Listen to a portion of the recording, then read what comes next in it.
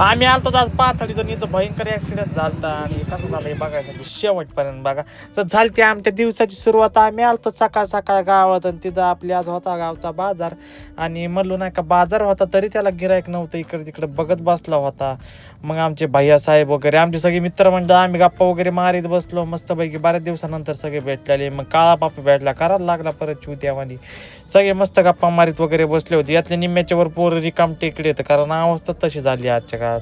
काय करा मग आशा आला नुकतंच लग्न झालं तर खुश होता त्याच्यामुळे लई तो लग्न झाले. मग आम्ही डोंगरावर गेलो व्ह्यू वगैरे बघितला तिथला. मस्त व्ह्यू झाला डोंगरावर. पाऊस वगैरे पडला होता. मग आम्ही पाथरीला गेलतो शॉपिंग करायची होती आम्हाला. आम्ही येता एक ॲक्सिडेंट बघा तिथून डायरेक्ट गाडी रस्त्यावरून खाली सरळ गेली ती.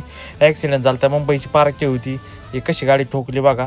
आता आमचे गावकरी इतके खतरनाक आहेत की पातळीत नाही का तिथं मिट्टी करायसाठी ती पाव असली ही नाही का ती समाजसेवक आहेत बघून घ्या.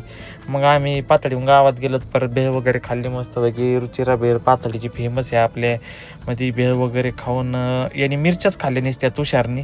मग आपण गेलो तर छोट्या भेटल्या आम्हाला. फॅन आहे बिग फॅन आहे तेव्हा आपल्या रानात वगैरे गेलो तर आपण बघितलं रानात काय चालू आहे तर फवारणी चालू होती. मग आमच्या बच्च्याला म्हणलं चल तू गाडी चालू होता. बच्च्याने फुल गाडी पळली.